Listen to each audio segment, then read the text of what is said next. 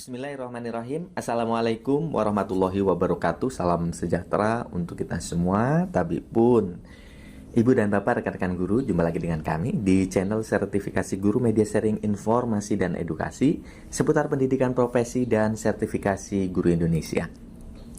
Ibu dan Bapak, rekan-rekan guru sekalian, jika sebelumnya kita sudah berbagi informasi tentang bagaimana langkah-langkah selanjutnya bagi lulusan PPG dalam jabatan 2023 agar sertifikasi di 2024 ini bisa cair, ya. Nah, kali ini kami akan berbagi informasi lanjutan hal-hal apa saja yang perlu dilakukan dan pemberkasan seperti apa yang Ibu dan Bapak harus siapkan ketika nanti sudah terbit sertifikat pendidik dan NRG. Untuk informasi selengkapnya, simak video berikut ini.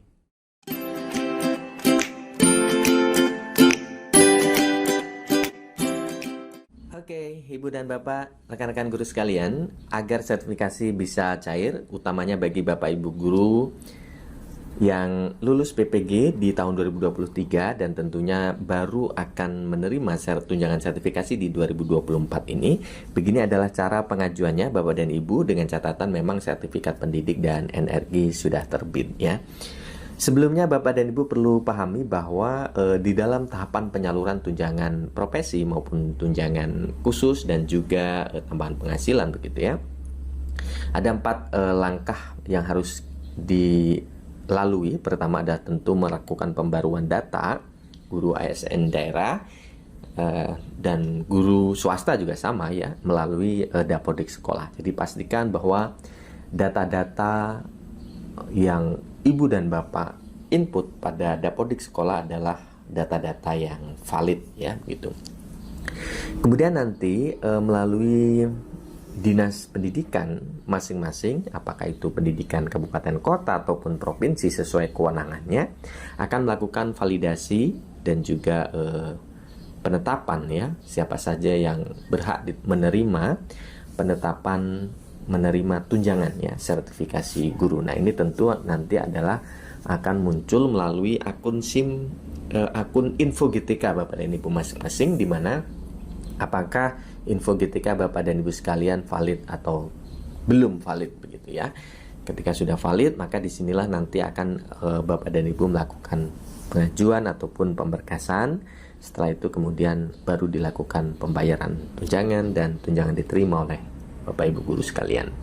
Ibu dan Bapak, teman-teman, ini berdasarkan peraturan dan ini masih yang lama, ya. Kalau yang terbaru Bapak dan Ibu sekalian, bahwa sinkronisasi data itu di bulan Maret, sehingga pencairannya paling cepat adalah bulan April begitu. Kemudian triwulan 2 itu sinkronisasi data, dan pencairan paling cepatnya juga bulan Juni, ya. Dan juga triwulan 3 dan juga triwulan 4. Jadi pada prinsipnya Bapak dan Ibu, untuk triwulan 1 ini, maka Bapak dan Ibu pastikan pemberkasan ke dinas itu dilakukan, ya. Kemungkinannya nanti adalah di sekitar bulan Maret, ya. Seperti itu Bapak dan Ibu. Kemudian ini juga yang perlu Bapak dan Ibu, teman-teman, pastikan bahwa statusnya semua adalah tercentang, ya, baik beban mengajar, ya. Di sini yang dihitung adalah beban mengajar jam linier berdasarkan sertifikat pendidik yang Ibu dan Bapak teman-teman miliki. Lalu kemudian keaktifan ini terdeteksi di dapodik, artinya status mengajarnya masih aktif pada dapodik. Kemudian kelengkapan datanya sudah lengkap, kelulusan sertifikasinya juga sudah diinput dengan kode mapelnya masing-masing begitu. Kepegawaiannya juga statusnya memenuhi. Kalau Bapak Ibu guru swasta, dia harus guru tetap yayasan, NUPTK-nya juga valid dan berdasarkan usia Bapak dan Ibu belum pensiun, ya. Ini hanya sampai usia 60 bagi Bapak Ibu guru. Dan selanjutnya nanti ketika Bapak dan Ibu cek pada info GTK masing-masing dan statusnya valid, perlu verifikasi dinas begitu, maka Bapak dan Ibu di sini sudah dipastikan bisa melakukan pemberkasan, ya. Nah, pemberkasan apa saja yang perlu disiapkan? Ini salah satu saja contohnya. Ini untuk triwulan 1 dan triwulan 2 tahun 2021 pada Dinas Pendidikan Lampung Selatan ya. Kemungkinan tidak akan jauh berbeda untuk tahun 2024 ini. Pertama tentu adalah surat pengantar dari kepala sekolah, daftar rekapitulasi usulan penerima tunjangan yang ditandatangani kepala sekolah, daftar nama gurunya begitu, kemudian SPTJM pertanggungjawaban mutlak ini juga kepala sekolah, dan juga dilampirkan dengan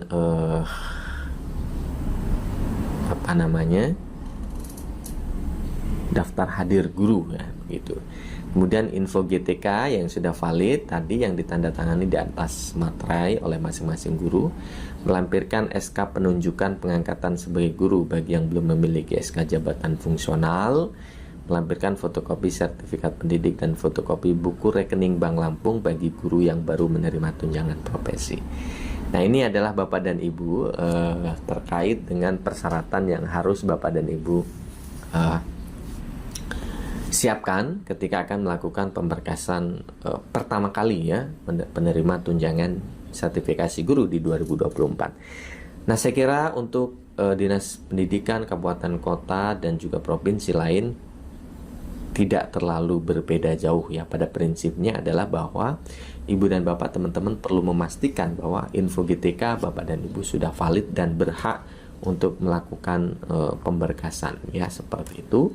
Kemudian untuk yang penerima sertifikasi pertama kali maka disiapkan rekening Bank Lampung ya kalau misalnya ini ada di Provinsi Lampung, dan tentunya untuk provinsi yang lain menyesuaikan. Kemudian Ibu dan Bapak teman-teman ketika sudah nanti terbit ya pada info GTK itu statusnya valid dan sudah terbit SKTP atau SK penetapan penerima tunjangan profesi, maka Ibu dan Bapak teman-teman siap untuk menerima tunjangan profesi itu ya. Dan perlu diketahui bahwa ada 3 jenis surat ya Bapak dan Ibu sebelum kemudian sertifikasi itu cair. Pertama adalah SKTP, surat keputusan tunjangan profesi, yang Ibu dan Bapak teman-teman bisa cek di info GTK manakala sudah melakukan pemberkasan ya. Kemudian yang kedua adalah surat perintah membayar, yang ketiganya adalah surat perintah pencairan dana.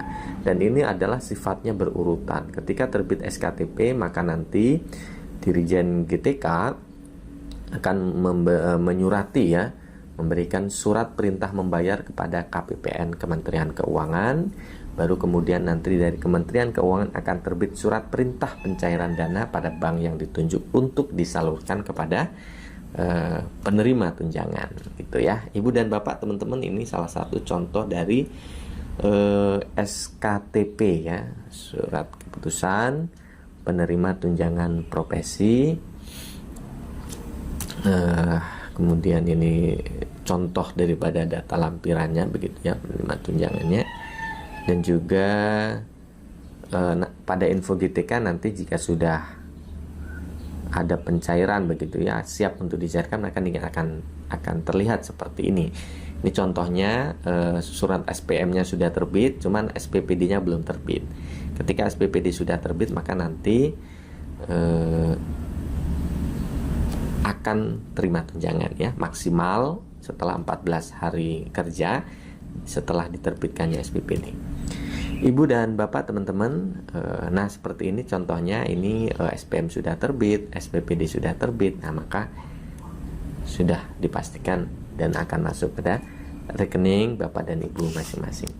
Itu informasinya sepintas Bapak dan Ibu teman-teman, mudah-mudahan bermanfaat. Terima kasih. Assalamualaikum warahmatullahi wabarakatuh.